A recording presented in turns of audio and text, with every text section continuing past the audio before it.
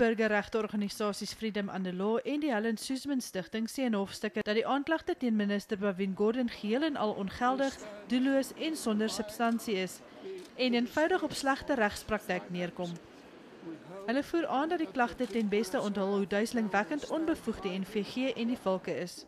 En ten slegste bevestig hulle die vermoede dat die regstelsel ondermyn word om bepaalde politieke belange te dien.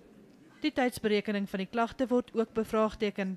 Hoekom die saak aanhangig gemaak word enkele weke voordat die minister sy mediumtermyn begroting moet lewer, terwyl die feite al 6 jaar lank in die openbare domein is. In die hofstukke word nie teruggedeins vir NVG hoof Shaun Abrahams nie.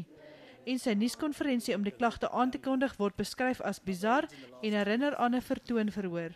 Die hofstukke onthul ook korrespondensie van Abrahams wat sê dat hy nie persoonlik die klagte ingestel het nie en dat hy dus nou ondersoek instel na waarom dit in die eerste plek aanhangig gemaak is.